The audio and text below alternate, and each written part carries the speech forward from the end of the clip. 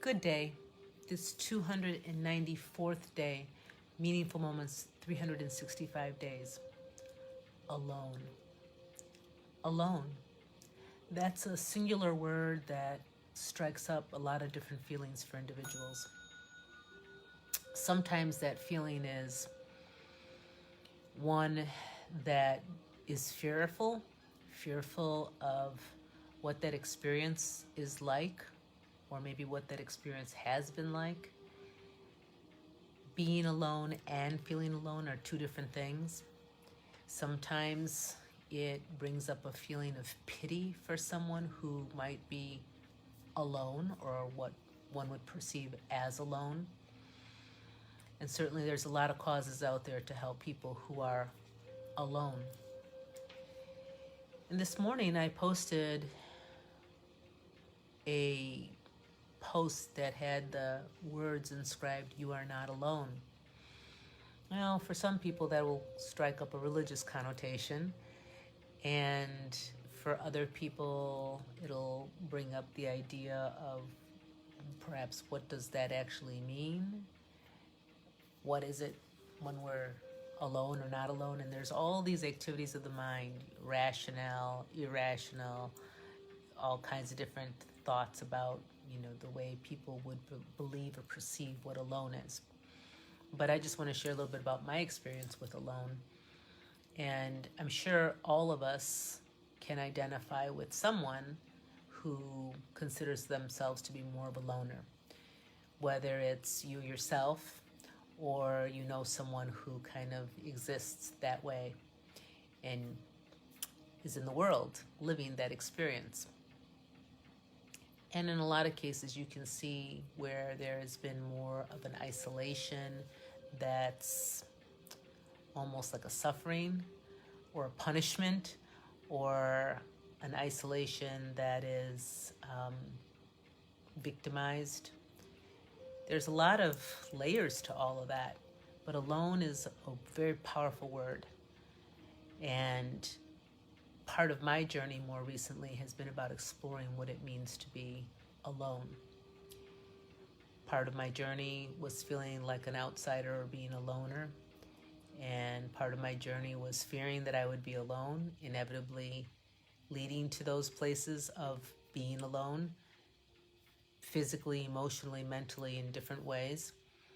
And then a return, so to speak, back to what I consider full circle or home, in feeling connected with all life. And that takes on a lot of different forms too, because it doesn't necessarily mean people all in my life. There are some people in my life, some near and dear ones, and I once had a friend that used to tell me all the time, if you can count on your hand the number of really close friends or people that you love in the course of a lifetime before you leave this earth, consider yourself very lucky.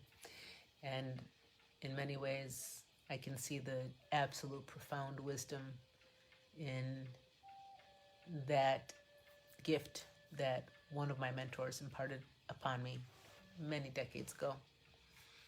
And now coming to more deeply understand that if it is so that I have this perception and a relationship with what alone means, that everything I experience out here in the external is going to be a projection of that. So I have come to experience, not think or just an emotion of passing by, but actually experience what that connectedness means. And as soon as we do that, we override what those ways, our belief systems, our mind, our thought patterns works. And we suddenly begin to experience, well, if we're all interconnected and that's the prevailing force of the experience, then we're never really alone.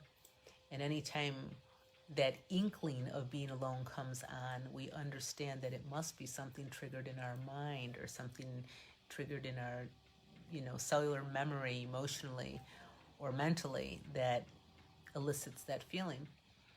And recently I watched a video on some research that was done with people that were alone. And, we think of that as being like a or horrendous, tormenting type of punishment when we see things of people being taken prisoners and then being put into like seclusion, and we know that type of idea is like a torture and can drive people out of their mind.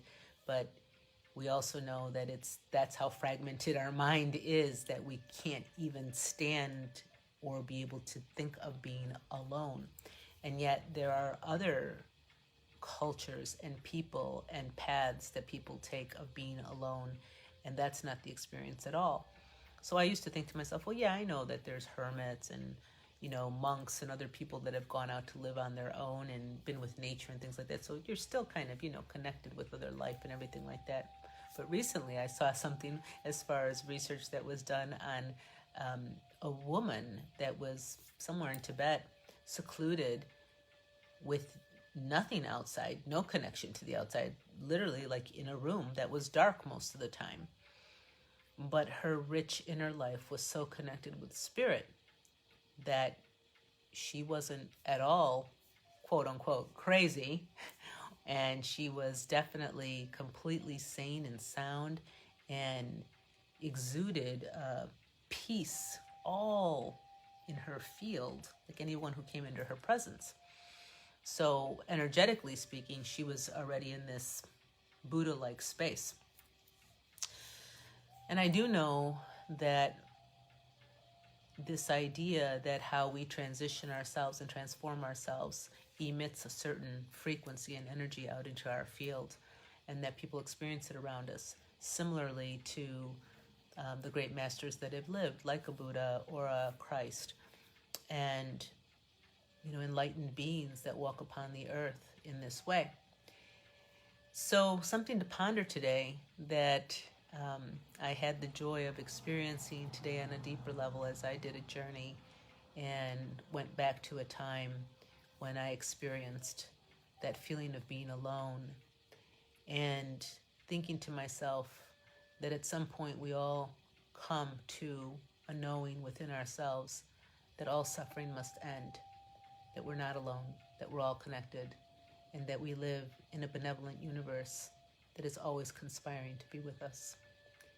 And upon that, I leave you for your own interpretation, your own quest in that questioning, and that you find the peace of this little bit shared today in these meaningful moments. Aho, friends.